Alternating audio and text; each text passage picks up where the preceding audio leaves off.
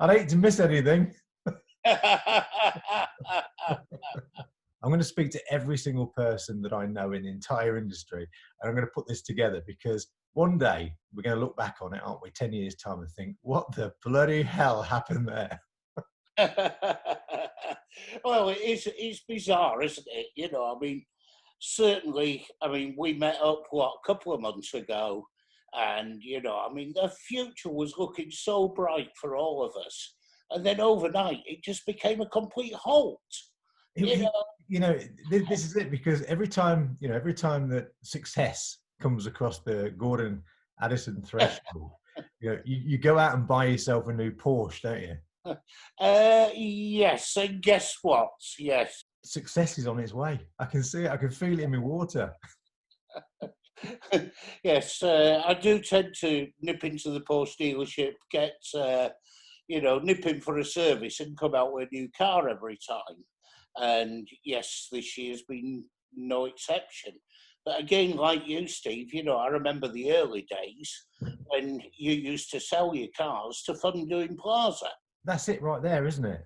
Absolutely. I mean, to be honest, yeah, I've always been one for motors. But, they've been mine personally. And whenever we've hit the fan before, I've sold the car to keep the business going. That's exactly it. That's exactly, I mean, through our history. When did we meet for the first time? Would that have been at Plaza? I think Space Station Abstract seems to ring a bell. Back in the day, those older Plaza shows, before it became too commercialized, I think that's the word, yeah. We could get away with murder, couldn't we? Because it was an entertainment. Absolutely. It was tits and beer. I mean, that's basically what it was about, wasn't it? I mean, we got away with absolute murder. It was just one big party. And if we happened to remember to sell some lights while we were there, it was a bit of a bonus, really, The amount of money that we've invoiced goes into the billions, doesn't it? Oh, completely.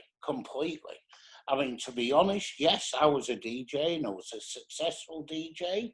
And I fell into this industry just for something to do in the daytime.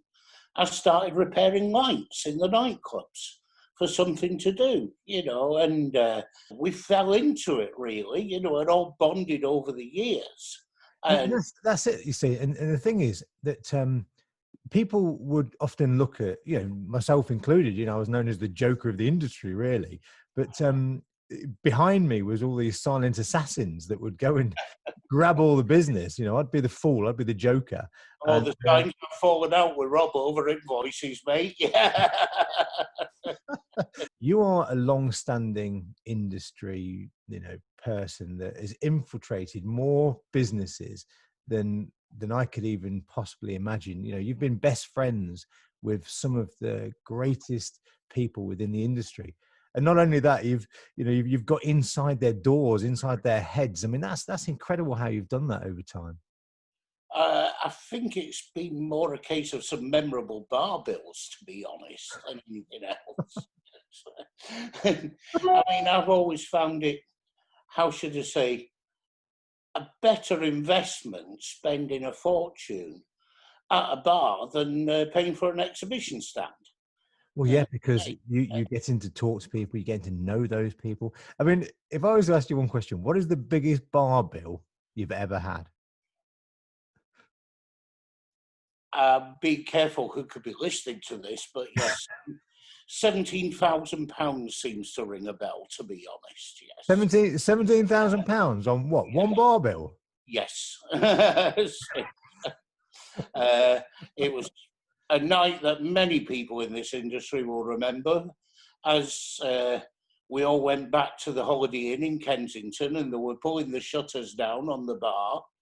And Ali, the bar manager, who's still there to this day, said, "I'm really sorry, Mr. Gordon, but they've turned off the computers from head office. We can't sell you any drinks."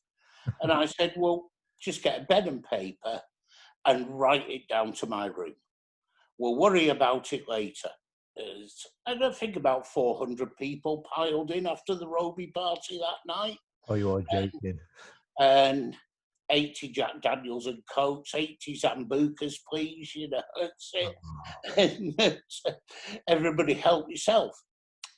I had complete strangers from all over the world coming up to me saying, we've seen what you've done there.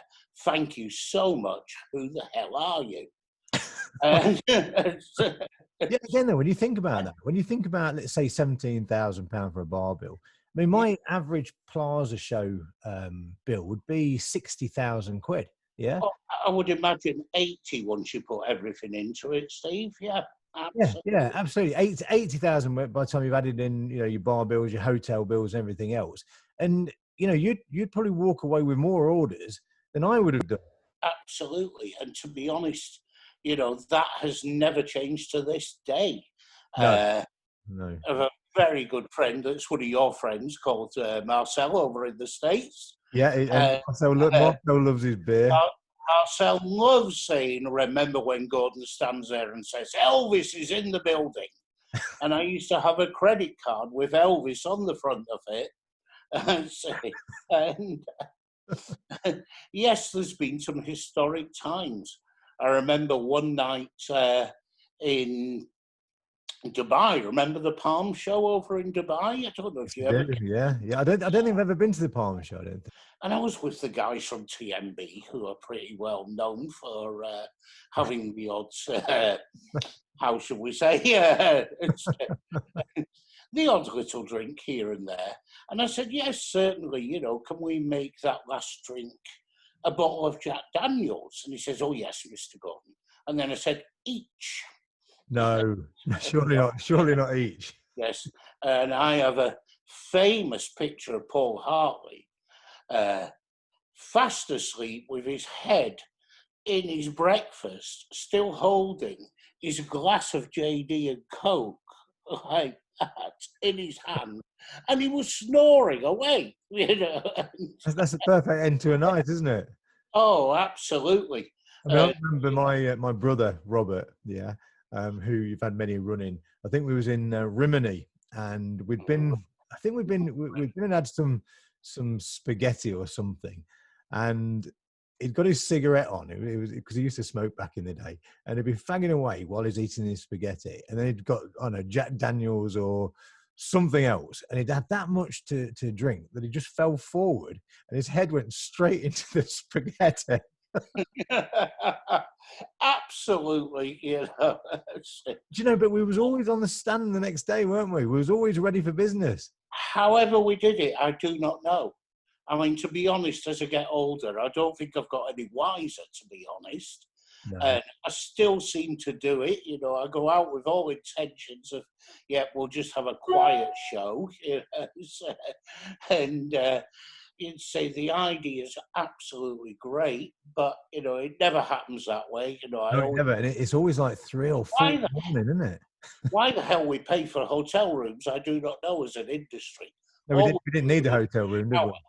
Yeah, absolutely. We just need a shower, back to the stand, and off we go again.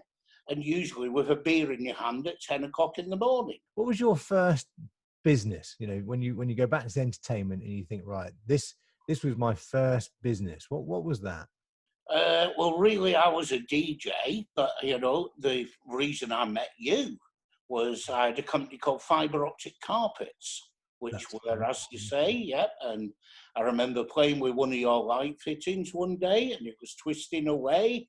And I said, Steve, can you make me a light source for fibre optics? That's right, yeah. I think it took you 6 years to actually make the first one. We had something bodged together for the first plaza straight away. And so then we never really took each other totally serious when it came to a business level.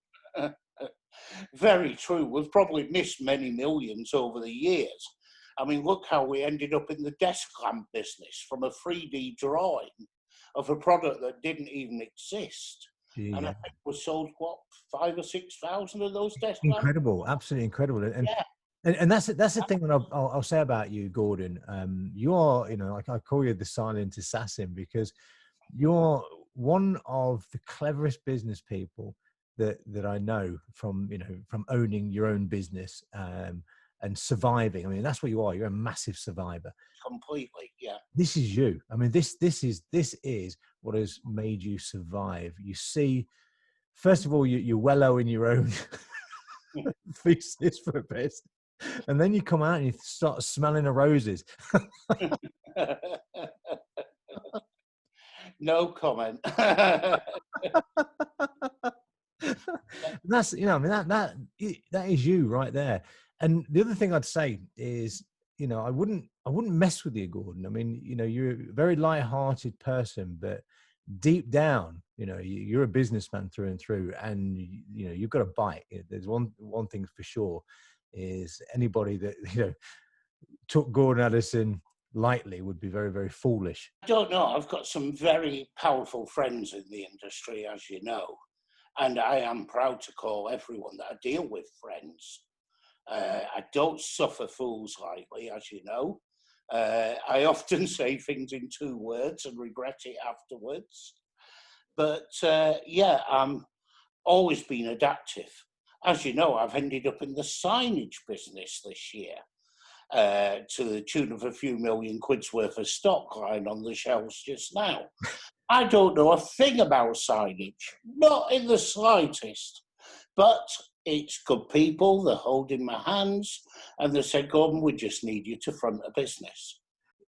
I could definitely feel that this year, I was going to be way back on top. Abstract was going to be right back on top. Absolutely. The conversations we've been having, yeah. And you felt the same way, I mean, like you say, hey, Steve, don't say too much when you come around the corner, but look at this. And then, this is the first time I've seen Gordon Addison turn himself into, really, at the end of the day, you were on, you was on track. I mean, you was proper on track to being incredibly well positioned by the end of the year. But again, from what I've seen, this could still happen, couldn't it? Absolutely. Absolutely. I do hope so.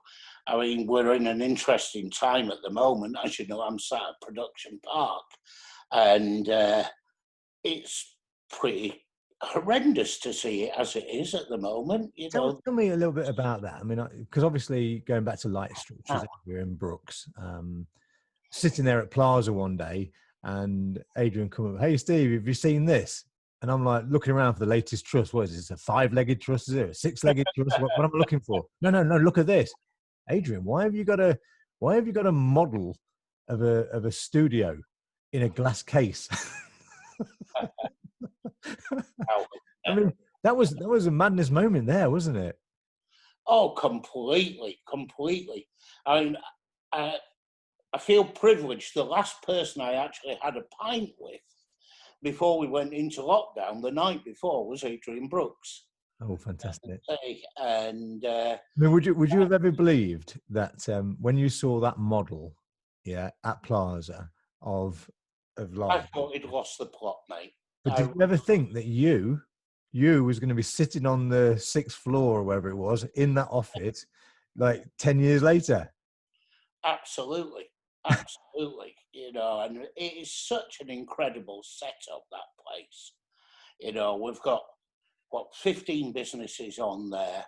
None of us compete with each other. The talent we've got coming through there, especially with Backstage Academy. I mean, what sort of groups, what sort of bands would come through? Literally name it. We have had everybody. I mean, we've had Whitney Houston, we've had Beyonce, we've had Kylie, we've had Elton John. Everybody has come through that place. It is such a unique facility. Of course, being Wakefield, this sort of area, it's like, well, how could that be possible? Because everyone's thinking London, aren't they? The big studios are in London. They're not in the north. Oh, completely. I mean, where we are, it's an old mining town. It's as rough as hell, but it's what it's about. It's cheap land. And say Adrian had that vision, and we're all saying, for God's sake, it's in the middle of nowhere, this. I mean, I've ended up moving house to be nearer it. And it is just such an incredible vision. Whoever thought it? We're a 12-acre site now. It's growing and growing. And to be honest, it's still growing even when we're under this lockdown now. Really? We are Still buying building it ready for tomorrow.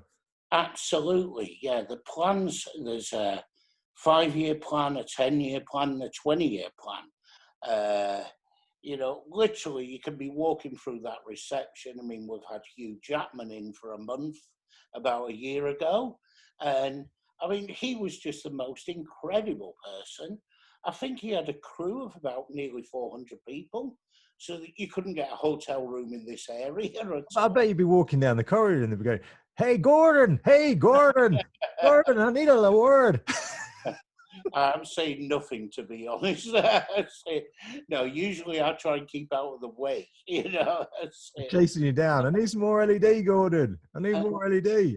That is the beauty of it, you know. I mean, the facilities we've got on site, literally, you know, we've got CAD, we've got welders, we've got scenic fabricators. That's Perry Scenic, of course, isn't it, from Birmingham? Absolutely. Perry Scenic came up, became part of the group. Literally, you know, if a company comes in for rehearsals and they need something, it can be manufactured overnight and it will be there for the band rehearsing in the morning.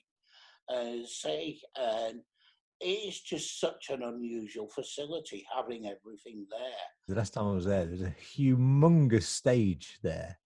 I can't remember who was in, to be honest. Was it Spice, I think, was it, being manufactured?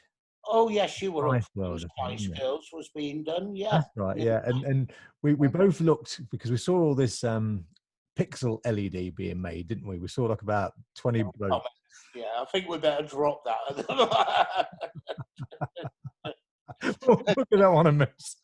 In actual fact, though, saying that, we both actually took one look at each other and thought, you know what, LED on a massive scale like this is not going to be any fun. And we both looked at each other and we went, nah. Absolutely. I must admit, I mean, you hear some of the things floating about or things that we're making in there, and you honestly look at the people and think, what the hell have you been thinking? What have you been smoking? You know, I guess that's the entertainment industry, though, isn't it? We, you know, as an industry, we have to come up with, don't we, cracking new ideas. It's like the office that I saw. There was like a great big mirror ball head of Robbie Williams, for example. Absolutely, yeah. And that's going to be somebody's idea, isn't it? Oh, let's make a massive mirror ball of Robbie Williams. Let's do that. Absolutely, yeah. That's it. I mean, some of the things you see being made there. I mean, there's a story about, you know, there was a comedian going on tour and he wanted the front of a jumbo jet to actually tour, and he wanted it spraying pink. And eventually, you know, we were starting to fabricate the front of a jumbo jet or Perry Scenic wear, and eventually one of the lads found the front of a jumbo jet for sale on eBay. No way. I think it was acquired for about 15 grand. Right. And I think it costs about 70 grand to transport it up to our place. This was like the proper nose cone of a absolutely, yes, yeah. And yes, that ended up in our place, and we were converting it, and all of a sudden, you know, I think there's people that can tell better stories on this, and I'm sure you'll interview you over the times. But there was an asbestos scare on it, so we had to stop working on it. And before we knew it, we ended up with the nose cone of a jumbo jet lying in our yard. Absolutely no use to anybody for some time. It didn't go out on tour, as we didn't. Everything's last minute, as you know, in our place. Oh God, yeah. I mean, the industry is last minute, and that's I think that's what I find was the most scary thing when I look at some of the projects that you've been involved in, because obviously, you know, we talk about production park, we talk about brilliant stage and all these, you know, Perry Scenics and all of this Yeah. But these are all, they are the expert in lastminute.com, aren't they? I mean, and that you are as well. I'm sure there's been many nights where you've got 6 hours left and you've probably got 30 people and you're wiring. And it must be, how do you deal with the stress of that, Gordon? How do you deal with that? Story of our life, I mean, basically you move the coffee machine down into the studio and off you go. I mean, as you know, we've got a wonderful Rockpool cafe on site. Yeah. They tend to adapt to us as well. What a crew they are, say, and it is a case of a can-do attitude. I mean, how many times have I rang your factory saying I need this making and I need it to be here by Thursday? And I've met your lads on the motorway somewhere, dumped them in the car and shot them back up to site to get a stage out. Yeah, and that's it. You see that, and I think that's what you've surrounded yourself with is can-do companies that are prepared to go the extra mile to make stuff happen. Because in the rock and roll industry, that's what it's all about. And I mean, not obviously, it's not just rock and roll and entertainment and stuff. You're doing commercial stuff as well, but it's all very much linked to entertainment, isn't it? Really? Oh, completely. I mean, I fell into architectural really with having the fibre optic business. Got to know a lot of architects and understanding DMX as we started to come out with floodlights for a building. I was probably one of the only guys that understood how to wire these buildings and control them. Yeah. And it opened some major doors over the years and still does to this day, as you know. I'm sure the front of that BBC building, as it pans across with the camera, I'm sure absolutely. It's an advert on the news every night, isn't it? Yeah. And it's good as well. It looks brilliant, doesn't it? Still working. Yeah. You had the chance to make those, but you didn't take it seriously at the time. Well, another pie in the sky, here we go. Yeah. And I totally agree with you. I mean, some of the opportunity that's been missed, between. Oh, it's incredible. We've all missed them over the years. We have, haven't we? Yeah. What's the biggest one you think you've missed? To be honest, I don't honestly know. I really don't. I look at some of them, and I mean, I've ended up sat on super yachts around the world, doing lighting on them. I mean, I've been so lucky traveling the world, to building billionaires' nightclubs in Ghana. I mean, again, a phone call, I mean, it's a shanty town outside and we're building a thing for a billionaire in the middle of it. I mean, how did that feel? That must have been really weird. Oh, it was absolutely bizarre. Absolutely. Again, I mean, that was done with Dave Parry and, I mean, absolutely wonderful guy. I mean, Dave's probably the top nightclub designer in the world. And, we've got a project on the go at the moment with him. And, you think, are you on the same planet, Dave, sometimes when he comes in with ideas? And Dave and I thought with Ghana, let's go for a jolly, sit by the pool and do the club opening. No, this is African wiring. We ended up in the ceilings for 4 days, as usual. Usual. Now let's take a look at the HSL years as well, where I mean, you and Simon, very good friends. Yeah. Absolutely. I mean, that factory, that ex-Philips CD factory. What the hell was he thinking? I have no idea, and I'll never know to this day, to be honest, mate. I mean, you lose people for 3/4 of an hour when they go for a wee. The electricity bill. The electricity bill on that building must have been... It's immense. I mean, God, I love him to death, but yes.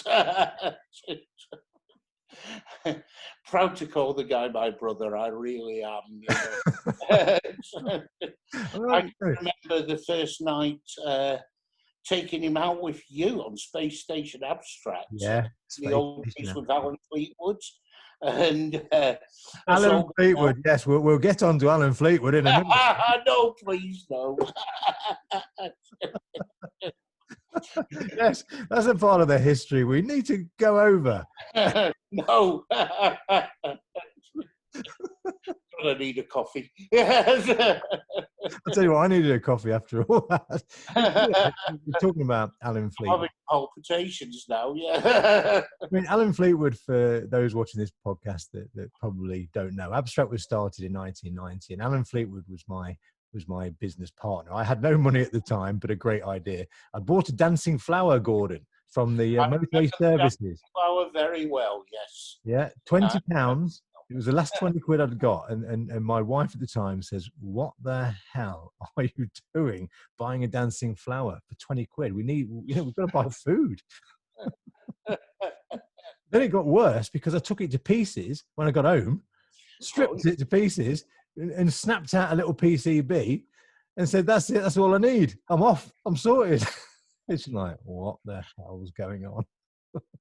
And hence the twister came round, mate. Of course, the twister was an executive dancing flower because I clapped at this thing and it started moving. I'm like, okay, clap, clap, clap, clap. I'm like, okay, this is good. This is working. And the louder I clapped or the softer I clapped, it just seemed to work exactly the same way. So that was it. There was the magic.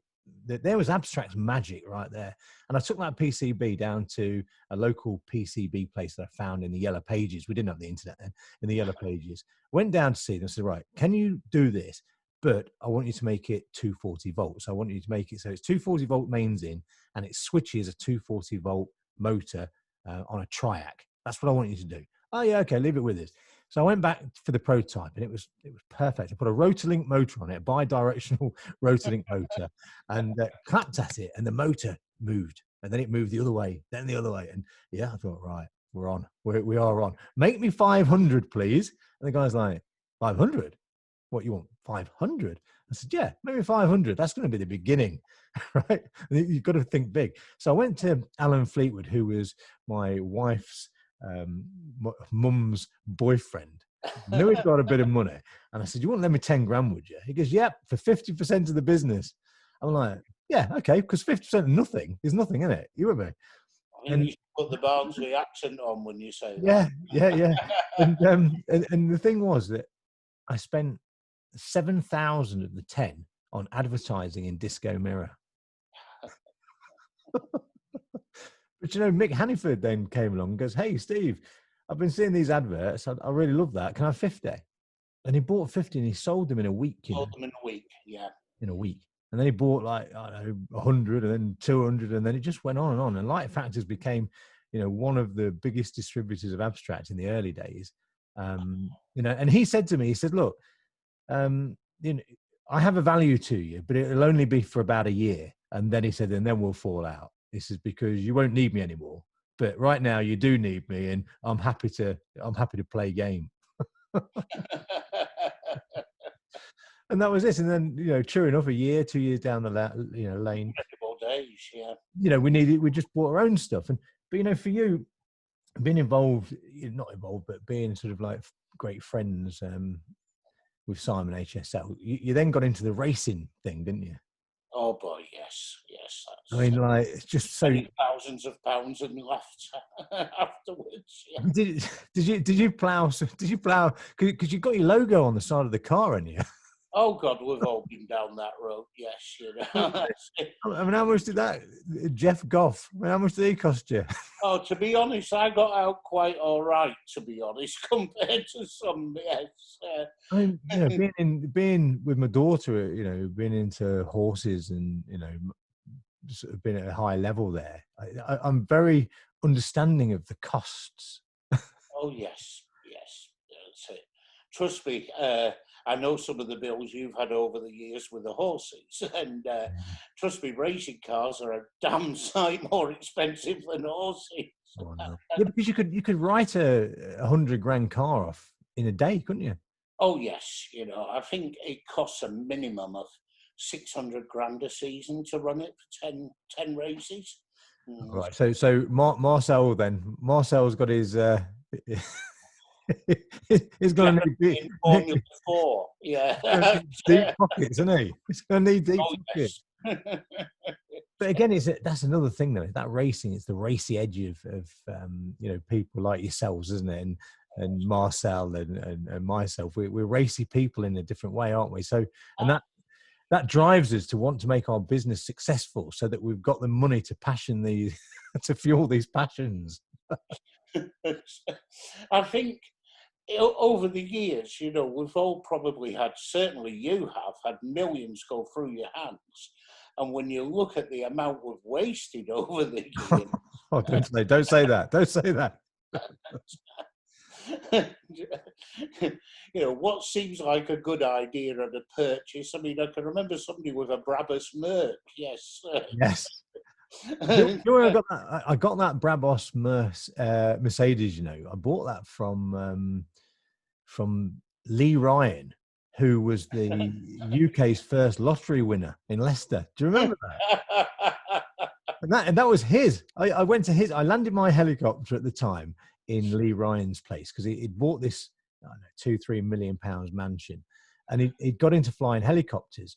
And now this is the mentality of Lee Ryan. Okay, he painted his Bell helicopter worth over £1 million. He painted it lime green, and then he painted his mansion lime green, so that when he was in the air, he could spot his house. So, can you imagine a lime green mansion in the countryside as you're driving past? No. What it would have looked like? No. It was pretty crazy. So then, the current Porsche, is it still on the drive? Yes. It seems to be getting 3 months old, and it hasn't done 1,000 miles yet. Which is unusual for you, isn't it? Have you managed to convince them to give you a 3-month payment holiday? We've not gone down that route yet, but it's, to be honest, if things carry on, it might go that way. So let's talk about, we've gone over the history. That route. Yeah, let's talk about that. I've got certainly, I've got all my suppliers paid up to date at the moment, and hopefully people are going to keep doing that through the industry. It's a very unusual situation. I've not got anyone furlonged yet at the moment, because I'm in a very unusual position that we're actually building a stage still at the moment. Really? My guys are up at Production North today building a stage. The tour has obviously been cancelled. It was setting off in North America in, I don't know, about now. In fact, no, it was meant to be April. And got cancelled, got put back to October. Now, to be honest, as a touring industry, I don't think we'll be out till next April. When do you think the touring market will come back online? I think it'll be April, June next year. So you're actually saying then that some of these massive companies that are in, the huge rental companies that we all know, are you saying to me that you predict that they're not going to have revenue coming through their doors potentially yeah this time next year? Yes. Yeah. Who's going to allow 20,000 people to get together in a shed for a concert just now, until there's a vaccine found? I agree with you. I mean, it's not responsible for us to look at doing a touring industry. And yeah, I mean, I potentially feel for, you look at these massive rental companies, most of the lights are on finance. So they've got some amazing payments to go out still, and absolutely no income whatsoever. Yeah, I mean, I was talking to Peter Johansson, ex-Martin SGM, the other day, and he was sort of trying to say that the rental companies right now, whatever stock you've got, you need to hold on to it. Don't buy anything new. He was saying that it's irresponsible for manufacturers to start bringing new models of the models that already exist out, because that's just going to make their product. Absolutely. redundant. And he was saying, as a manufacturer, now this guy is a manufacturer that probably, you know, would like to get on the bandwagon potentially, and is turning around to everybody and said, don't buy anything, because you've got to use what you've got, and you've got to get the money back on that investment first. And then if you're going to buy into something new, then it's got to be something totally new that will support the stock that you've already got, as opposed to, you know, a slightly better model of what you've got. Totally agree. Totally agree. I think when we do go back out, LDs are going to have to learn. You use the product we've got. I think, I mean, at the moment, LDI and Plaza are still scheduled. They're not happening. But to be practical, who can afford £100,000 worth of exhibition stand in September in Plaza? And then who the hell's going to buy lights? I mean, what do you think the effect of companies like Robe? You know, I mean, what do you think the effect is on a business like that? American DJ, Chauve. It's got to be absolutely massive, because nobody's going to have the cash flow to actually purchase lights when we go back. Okay, most of these things are done through finance houses. Are the finance companies still going to be going? I mean, yes, maybe at the moment they're granting a 3-month payment holiday. But, you know, is that 3 months going to become 6 months, 9 months, a year? There's so many unanswered questions. At my age, 55, why do I want to be borrowing any money, Gordon? Totally agree. Totally agree. Yeah. And I mean, you're in the fortunate position. I remember you celebrating that you just paid the mortgage off on your building. Yeah. It's true. It's true. I mean, the maths is just totally changing for you. And then this suddenly appears from nowhere. And, you know, I must admit, I don't think borrowing is the answer. No, really definitely not. I mean, and I read in the furlough scheme, and this is like a warning though, just to everybody. I don't know whether, you know, whether it's, you know, reality or not, but there's no such thing as free money. You know, there's never been free money in 30 years that I've been in abstract, and I'm sure there's never been any free money to you, Gordon. You work for it. Now, the furlough scheme, if you read in the small print, you know, because this is HMRC at the end of the day. We're not borrowing it from, you know, from exactly.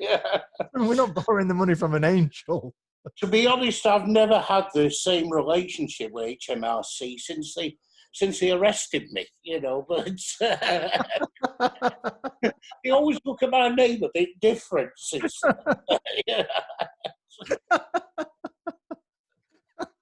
I just love that. You see, there's always a story there, isn't there? Oh, yes.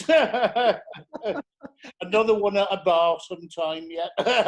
I remember, you know, because we've all been through dark times. I mean, you can't have a business. And I mean, I don't know about you, but certainly for me anyway, I don't have a salary at Abstract. I work on dividends only, yeah?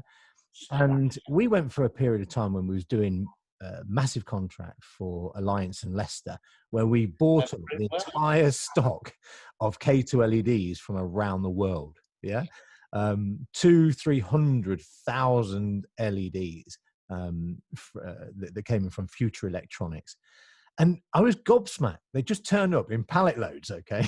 They came through. I remember seeing them, Steve, and I remember the day when Santander took over the place and the conversations we were having.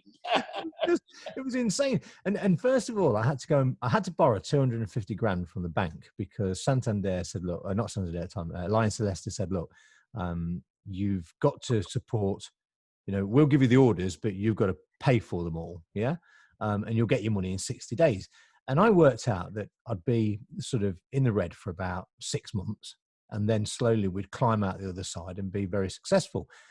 And that is exactly what happened. When we went down 250 grand, I think we went down to about 236, yeah? And then the money started coming in from each site that we'd done. And at the end of it, it was incredible. We had like £795,000 in the bank, and we became millionaires overnight, right? Well, over a year, millionaires in dollars, because we transferred every penny into dollars so that we could say, there we are now, we have $1 million in cash, not assets, in cash. And then, I went to for Christmas break. We came back in January, and I was called to the Alliance Leicester building, and the guy said to me, right, how many sites have you got in build? And I said, 6, I think. Okay, right. So that's what, 20 grand a site roughly. Yeah. So that's about 120,000. Yeah. He said, well, look, I'll pay you for those. So send me the invoices, and then we'll send a load of skip lorries around, and I want you to throw them all in the skip. I'm like, what? What? He says, because over the weekend, Santander have done a hostile takeover bid, and that's it. It's over.